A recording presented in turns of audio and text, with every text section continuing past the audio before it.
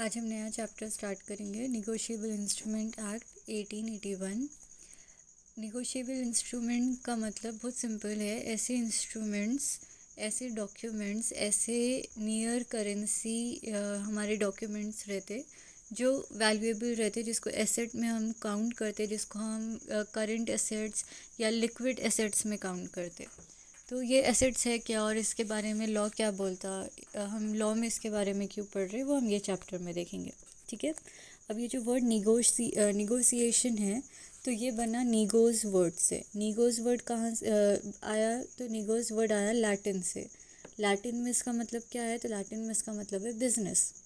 तो शुरू में जब ये डॉक्यूमेंट्स को हम पढ़ते थे तो सिर्फ बिजनेस पर्पस के लिए पढ़ते थे, यानी कहीं ना कहीं ये सिर्फ जो बिज़नेस ट्रांजैक्शंस में यूज़ होते उससे रिलेटेड लॉ के बारे में हम पढ़ रहे हैं। ठीक है। अब इसको और सिंप्लीफाई करने के लिए मैंने वहाँ पे वर्ड्स को बाइफिकेट करके लिख दी। निगोशिएबल का मतलब यहाँ पे ट्रांसफरेबल है। ठीक है। बिजनेस के ऐसे इंस्ट्रूमेंट्स जो ट्रांसफरेबल है। अब वर्ड निगोशिएबल आया मतलब वो ट्रांसफरेबल है। इंस्ट्रूमेंट का मतलब यहाँ पे रिटन डॉक्यूमेंट है, एक valid written document, true document, ऐसा डॉक्यूमेंट जो लॉ की नज़रों में कोई वैल्यू रखता। ठीक है। अब ज़्यादातर हमने अभी तक जो भी देखे तो हर डेफिनेशन हमारा सेक्शन 2 में था, लेकिन निगोशिएबल इंस्ट्रूमेंट का डेफिनेशन यहाँ पे सेक्शन 13 में आता। तो ये याद रखने के लिए एक डिफरेंट पॉइंट है, तो इससे तुमको सेक्शन याद रखने में और डेफिनेशन याद रखने में ईजी जाएगा। अब सेक्शन 13 में डेफिनेशन ऑफ व्हाट है, निगोशिएबल इंस्ट्रूमेंट का डेफिनेशन है। ठीक है। अब क्या है डेफिनेशन? अब डेफिनेशन में कुछ भी एक्स्ट्रॉर्डनरी वर्ड्स यूज़ करे हुए नहीं है, सिर्फ 3 चीज़ें बताई हुई है कि ये 3 चीज़ें निगोशिएबल इंस्ट्रूमेंट में आते। अब वो क्या है देखो, मैं रीड कर रही हूँ वहाँ पे section 13। Section 13 shows that the act is confined to 3 specific type of instruments most in common use, namely promissory note, bills of exchange and check. ठीक है। अब निगोशिएबल इंस्ट्रूमेंट बेसिकली सिर्फ ये 3 चीज़ों में आता, एक promissory note, bills of exchange और चेक। इसके टाइप्स, कैटेगरीज, फीचर्स, कौन कौन रहता है इसके अंदर, कितने टाइप्स के रहते हैं इसके अंदर, एंडोर्समेंट्स कैसी होती है, और ये सारी चीज़ों पे ही ये पूरा चैप्टर डिपेंड करता। ठीक है। ये 3 चीज़ें बहुत इंपॉर्टेंट है। इन तीनों चीज़ों के साथ साथ the contract act is a general rule for dealing with contracts. ठीक है। अब जो भी यहाँ पे हम अगर किसी से निगोशिएबल इंस्ट्रूमेंट हम ले रहे या दे रहे, तो यहाँ पे जो हमारा ट्रांजैक्शन बन रहा ये अपने आप कॉन्ट्रैक्ट बन जा रहा, और कॉन्ट्रैक्ट एक्ट भी यहाँ का एक जनरल रूल है, या एक कॉमन चीज़ है, या कॉमन अंडरस्टैंडिंग में आता। वो लाइन वो बताना चाह रहा। ठीक है। अब याद रखने के लिए डेफिनेशन का ब्रेक डाउन नीचे दिया हुआ है। Negotiable instrument means a promissory note और बिल्स ऑफ एक्सचेंज और cheque payable either to order और टू द बियरर। ऑर्डर यानी मांगने पे, टू द बियरर यानी जिसके हाथ में है। ठीक है। तो यहाँ पे जो निगोशिएबल इंस्ट्रूमेंट्स रहते ना, वो निगोशिएबल इंस्ट्रूमेंट्स पे डेफिनेटली ये वर्ड्स लिखे हुए रहते। क्या लिखे हुए रहते? ईदर टू ऑर्डर और टू द बियरर।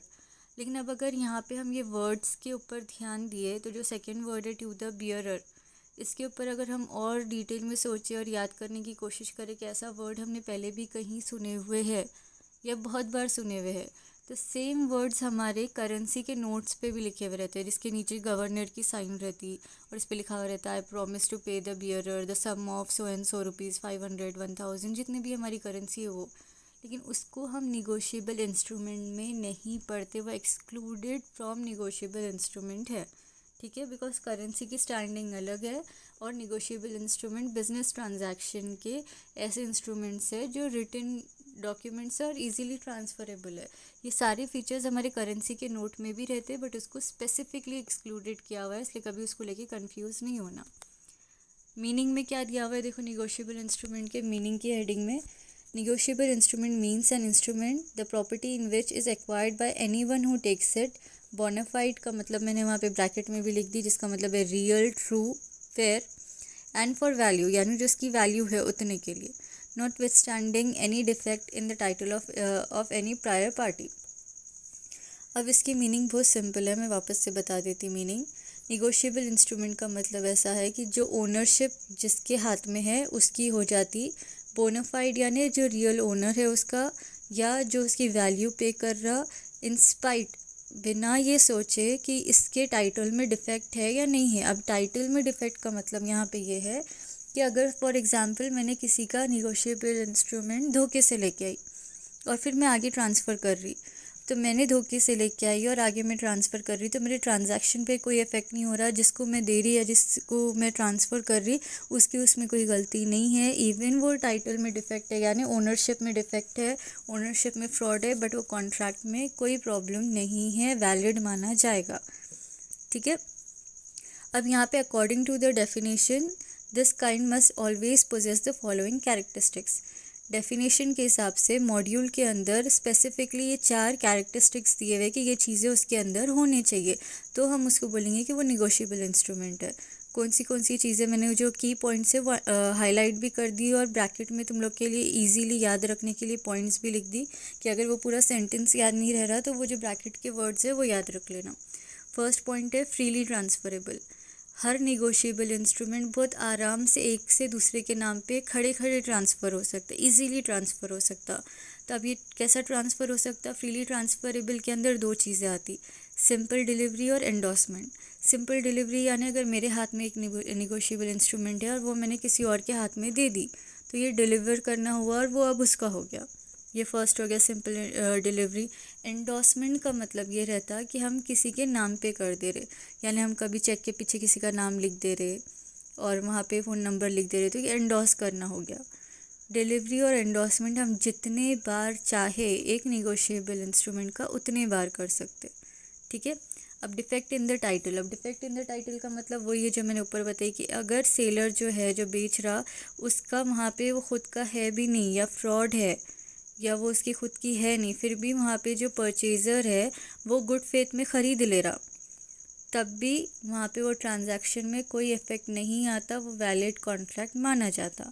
इसके लिए इंडिपेंडेंट टाइटल भी हम बोल सकते हैं कि हर निगोशिएबल इंस्ट्रूमेंट का अपना इंडिपेंडेंट टाइटल रहता है, इर्रिस्पेक्टिव कि उसका ओनर कौन है। ठीक है।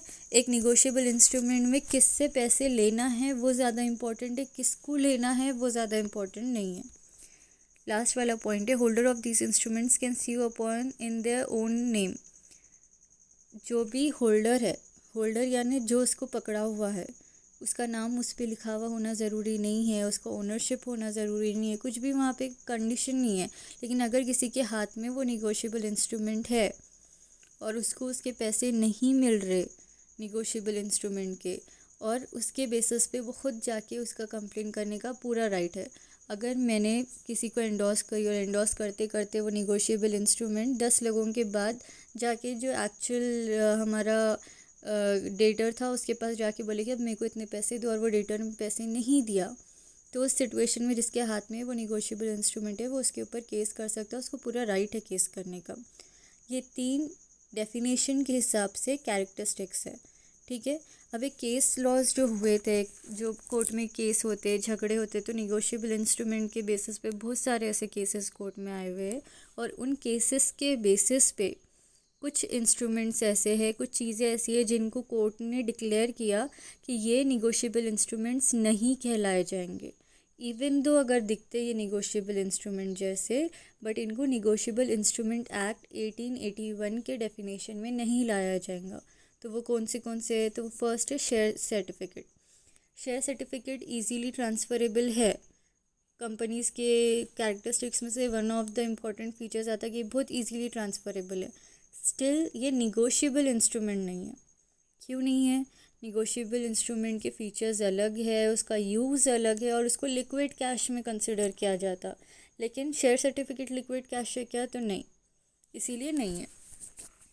और इसका जो केस है वो भी वहाँ पे लिखा हुआ है तुम लोग के रेफरेंस के लिए, तो तुम लोग को अगर याद करना है तो कर लेना। बट अभी मैं सिर्फ क्या इंस्ट्रूमेंट्स है वो बता रही, ना कि केस लॉस, क्योंकि वहाँ पे नाम दिया हुआ है, समझने के लिए इतना मतलब इतना ज़रूरी नहीं उसके डेप्थ में जाना। सेकेंड वाली कौन सी चीज़ है जो निगोशिएबल इंस्ट्रूमेंट में नहीं आती?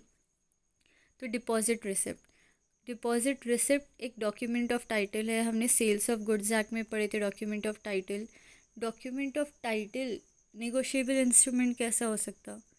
तो वो निगोशिएबल इंस्ट्रूमेंट नहीं है। इवन तो अगर उसके कुछ फीचर्स हमको निगोशिएबल इंस्ट्रूमेंट जैसा लगे, स्टिल वो निगोशिएबल इंस्ट्रूमेंट नहीं है।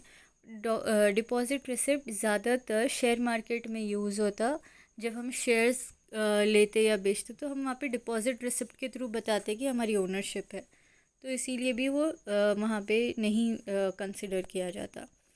मेड्स रिसिप्ट, अब मेड्स रिसिप्ट जो है वो शिपिंग बिजनेस में यूज़ होता। शिपिंग के का जब सामान आता जाता तो उस टाइम पे जो एक रिसिप्ट काइंड ऑफ रिसिप्ट रहती है उसको मेड्स रिसिप्ट बोलते, तो वो भी निगोशिएबल इंस्ट्रूमेंट नहीं है। बिल ऑफ लैंडिंग तुम लोगों ने टैक्स में भी पढ़े होंगे, कस्टम्स के अंदर वहाँ पे अक्सर ये वर्ड आता है बिल ऑफ लैंडिंग के बाद हम कैलकुलेट करते हैं tax and all customs act के अंदर। तो यहाँ पे भी बिल ऑफ लैंडिंग वही वाला बिल ऑफ लैंडिंग है। कार्गो शिप्स जो रहते, जो बल्क में सामान यहाँ से वहाँ करते, पैकेजेस लाते जाते, तो उनका ये डॉक्यूमेंट रहता कि वो सामान किसको बिलोंग करता। तो ये document of title of goods है जो सेल्स ऑफ गुड्स एक्ट में थे। तो ये डॉक्यूमेंट्स है ना कि निगोशिएबल इंस्ट्रूमेंट। निगोशिएबल इंस्ट्रूमेंट क्या है? जो फ्रीली ट्रांसफरेबल है, जिसके होल्डर उसका मालिक रहता, जिसके लिक्विड कैश कंसिडर किया जाता है, जिसको हम एंडोर्स कर सकते। यहाँ पे हमने जितने देखे ये एंडोर्स नहीं हो सकता है इजीली ट्रांसफरेबल है, हो सकता है जल्दी से हमको कैश दिला दे, बट इनको हम लिक्विड कैश की कैटेगरी में भी नहीं डालते, इसीलिए ये निगोशिएबल इंस्ट्रूमेंट्स नहीं हैं। अब अगर एग्ज़ाम पॉइंट ऑफ व्यू में तुमको लिखने के लिए कुछ मैटर चाहिए, एलॉबरेट करना है, तो ये जो कॉमन फीचर्स है, अब ये एक टिप है, ये कॉमन फीचर्स है, तुम इसको चेक में डाल सकते, प्रॉमिसरी नोट में डाल सकते, बिल्स ऑफ एक्सचेंज में डाल सकते। तीनों में से कोई भी पॉइंट पे अगर शॉर्ट नोट आया तो तुम ये पूरे के पूरे 8 पॉइंट्स को वहाँ पे लेके एलॉबरेट कर सकते, सबके कॉमन पॉइंट्स है ये, ठीक है। इसलिए मैंने स्पेसिफिकली यहाँ पे ये इसलिए दी कि तुमको एग्ज़ाम में लिखने के लिए ईजी जाना, बहुत सारा रट्टा मारना नहीं पड़ना। वैसे तो समझ के लिखो, लेकिन अगर लैंग्वेज में अच्छे पॉइंट्स चाहिए तो यहाँ पे सिंपल वर्ड्स में भी अगर तुम लोग एग्ज़ाम में लिखते हैं तो एक्सेप्टेबल है। क्या क्या है अब फीचर्स ऑफ निगोशिएबल इंस्ट्रूमेंट? तो first, it must be in writing, writing में होना चाहिए, रिटन फॉर्मेट में होना चाहिए। ओरल निगोशिएबल इंस्ट्रूमेंट नहीं रहता, ठीक है। और ना ही प्रिंटेड कैसा भी चलेगा, वहाँ पे राइटिंग में कुछ ना कुछ रहता है, जैसे नाम राइटिंग में है, साइन राइटिंग में है, तो उस तरीके से राइटिंग में होना चाहिए। It should be sign by the maker और ड्रॉअर। मेकर और ड्रॉअर का एक ही मतलब है, मेकर को ही हम ड्रॉअर भी बोलते हैं, यानी जिसने बनाया। एक ही वर्ड के दो मीनिंग से, मतलब दो नाम हैं। तो यहाँ पे जिसने भी बनाया उसकी साइन होना कंपलसरी है। अगर साइन नहीं है तो वो सिर्फ एक कागज़ का टुकड़ा है, लेकिन निगोशिएबल इंस्ट्रूमेंट नहीं है, उसकी कोई वैल्यू नहीं है, ठीक है। अब थर्ड वाला पॉइंट देखो, there must be a promise और ऑर्डर टू पे। प्रॉमिस और ऑर्डर टू पे, अब प्रॉमिस का मतलब क्या है? हमने कॉन्ट्रैक्ट एक्ट के टाइम पे भी देखे थे, अगर एक ऑफ़र हो रहा और एक एक्सेप्टेंस हो रहा तो वहाँ पे उसको हम प्रॉमिस बोलते। एक प्रॉमिसर रहता है, एक प्रॉमिसी रहता है, और वो दोनों का अगर ऑफ़र और एक्सेप्टेंस हो जा रहा है तो उसको प्रॉमिस बोलते हैं। ये लॉ की लैंग्वेज है। जनरल टर्म्स में अगर हम आम भाषा में बात करें तो प्रॉमिस का मतलब क्या है कि हम बोल रहे कि ये काम करेंगे और हम अपनी ज़बान के पक्के हैं, तो उसको प्रॉमिस बोलते हैं। तो यहाँ पे निगोशिएबल इंस्ट्रूमेंट कोई भी रहने दो, cheque, bills of exchange, promissory note, हर बिल्स ऑफ एक्सचेंज में एक प्रॉमिस रहती कि हम इसको देंगे, या ऑर्डर टू पे, या हम किसी को बोल रहे कि हमारे हिस्से के जितने पैसे तुमको देना है वो हमको नहीं बल्कि इसको दे दो, तो ये ऑर्डर टू पे हो गया। या अगर हमको ही वो वापस पैसे देने वाला है तो उसको हम प्रॉमिस बोलेंगे, ठीक है। अब फोर्थ पॉइंट देखो, प्रॉमिस और ऑर्डर मस्ट बी अनकंडीशनल। जब भी हम निगोशिएबल इंस्ट्रूमेंट की बात करते तो वहाँ पे हम कोई कंडीशन नहीं लिख सकते। क्यों नहीं लिख सकते? सेल्स में तो हम कोई भी कंडीशन रख सकते, कॉन्ट्रैक्ट में हम कंडीशंस रख सकते, तो फिर निगोशिएबल इंस्ट्रूमेंट में कंडीशन क्यों नहीं रख सकते? क्योंकि निगोशिएबल इंस्ट्रूमेंट बहुत जल्दी लिक्विड कैश में कंसिडर होता, एंडोर्स हो सकता, उसको हम एज एन एसेट ट्रीट कर सकते, हम उसको बैंक में जाके डिस्काउंट करवा सकते, तो वहाँ पे कंडीशंस नहीं हो सकती। कंडीशंस किसी भी तरीके की अलाउड नहीं है, वो हमेशा अनकंडीशनल होना चाहिए। तुम एक कंडीशन नहीं रख सकते कि जो पैसे आने के हैं तो उसके लिए तुमको इतना तुमको डांस करना पड़ेगा तो पैसे मिलेंगे, या तुमको इतने साल बाद पैसे मिलेंगे, या तुमको इतने एजुकेशन कंप्लीट होने के बाद मिलेंगे, तो ये नहीं। दूसरा एक one of the important feature उसका ये है, जो ऐसा स्पेसिफिकली लिखा हुआ नहीं है बट मैं बता रही, इसका ड्यूरेशन बहुत बड़ा नहीं रहता, ये बहुत शॉर्ट टर्म लोन्स रहते, ठीक है। 2 महीने, 3 महीने, 4 महीने, 5 महीने, 6 महीने, मैक्स टू मैक्स एक्सट्रीम 1 साल रहता, उसके ऊपर नहीं रहता। जैसे 10 साल का लोन है, 10 साल की प्रॉमिसरी नोट है, 10 साल बाद का चेक है, ऐसे नहीं होता। विद इन अ ईयर का रहता या विद इन मंथ्स का रहता, उससे ज़्यादा लंबे ड्यूरेशन के लिए नहीं रहता। इसमें लिखा हुआ नहीं है, बट एक जनरल नॉलेज है अपनी ये। 5th वाला पॉइंट है, it must call for payment in money and money only. हम प्रॉमिसरी नोट के बदले में ये नहीं बोल सकते कि हम तुमको अपनी घड़ी दे देते, हम ये नहीं बोल सकते कि हम कोई सर्विस दे देंगे, हम ये नहीं बोल सकते कि हम हमारे बहुत ब्रांडेड कपड़े दे देंगे, हम ये नहीं बोल सकते कि हम वहाँ पे 4 साल बाद आपको और कुछ ख़रीद के दे देंगे। वहाँ पे इसकी पेमेंट सिर्फ़ और सिर्फ पैसों में ही होनी चाहिए। अदर देन पैसे यहाँ पे कुछ भी एक्सेप्टेबल नहीं है। It should call for payment of a certain सम, और वहाँ पे एक पर्टिकुलर मतलब जो अमाउंट है ना वो डिफाइंड होना चाहिए। ब्लैंक चेक नहीं चलता यहाँ पे, या वहाँ पे अंदाजे से तुमको जितने चाहिए ले लो, या वहाँ पे जितने आसमान में तारे हैं उतने, इस तरीके के वर्ड्स नहीं यूज़ कर सकते। हमको एग्जैक्ट अमाउंट लिखना पड़ता, तो वहाँ पे एक सर्टेन सम होना चाहिए। 7th वाला point, the property in the instrument में बी पास इन 2 वेज। अब 2 तरीके से होता है, कि हमने ऊपर भी देखे थे कि कोई भी निगोशिएबल इंस्ट्रूमेंट ट्रांसफ़र होता है तो 2 तरीके से ट्रांसफ़र होता है। पहले तो वो इजीली ट्रांसफरेबल है, और होता तो 2, एक तो डिलीवरी और दूसरा एंडोर्समेंट। ठीक है, एंडोर्समेंट यानी हम उसको किसी के नाम पे लिख के दे दे रहे, उसके ऊपर किसी का नाम लिख दे रहे बैक पे, प्रॉमिसरी नोट या बिल्स ऑफ एक्सचेंज या चेक है उसके पीछे किसी का नाम लिख रहे, तो वो उसके पैसे ले सकता, तो उसका एंडोर्समेंट बोलते हैं। The consideration is also presumed to have been passed. अब यहाँ पे एक इम्पॉर्टेंट फीचर है कंसिडरेशन, मतलब प्रॉमिसरी नोट है, तब इधर एक चीज़ और बता देंगे हम। प्रॉमिसरी नोट नहीं, कोई भी निगोशिएबल इंस्ट्रूमेंट है, तो निगोशिएबल इंस्ट्रूमेंट का एक इम्पॉर्टेंट एम या एक इम्पॉर्टेंट ऑब्जेक्टिव वहाँ पे जो आ रहा वो जो सामने आता है हमारे, तो वो ये है कि अगर किसी ने हमसे उधार पे ख़रीदे हुए है, किसी के ड्यूज़ है, तो ही ये सारे निगोशिएबल इंस्ट्रूमेंट्स वहाँ पे आते। अगर कोई इंस्टेंट कैश दे रहा तो निगोशिएबल इंस्ट्रूमेंट का वहाँ पे हिस्सा ही नहीं है। लेकिन अगर किसी ने उधार लिया हुआ है तो ये केस आ रहा। अब यहाँ पे उधार अगर किसी ने लेकर गया, मतलब एक कंसिडरेशन पास हो गया और एक तरफ का कंसिडरेशन आना बाकी है। कंसिडरेशन हमने कॉन्ट्रैक्ट एक्ट में पढ़े थे, बट वापस से मैं वर्ड कंसिडरेशन को रिपीट करके समझा रही। कंसिडरेशन का मीनिंग है समथिंग इन रिटर्न, कुछ बदले में जो मिलता। कॉन्ट्रैक्ट एक्ट के हिसाब से कंसिडरेशन क्या है, जब भी हम कुछ ले रहे या दे रहे तो कहीं ना कहीं वहाँ पे दोनों का कुछ ना कुछ फ़ायदा रहेगा। एक को कुछ सर्विसेज मिलेंगी या गुड्स मिलेंगे, और दूसरे को उसके बदले में पैसे मिलेंगे।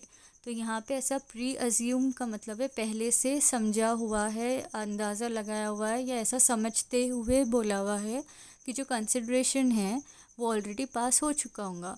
यानी सेलर ने गुड्स दे चुके होंगे या सर्विसेज दे चुके होंगे, लेकिन वहाँ पे जो परचेज़र है या जो भी सामने वाला इंसान है वो पैसे देने के लिए कुछ टाइम मांग रहा है, और कुछ टाइम मांगने के बेसिस पे हम उससे एक वादा ले रहे कि ठीक है तुम्हारे पास अभी पैसे नहीं है ना, तो हम बोल रहे कि ठीक है अभी हम बिल्स ऑफ एक्सचेंज बना देते, तो तुम उतने टाइम के बाद दो। वो बिल्स ऑफ एक्सचेंज एक भरोसा हो जाता कि ठीक है मिलेंगे पैसे।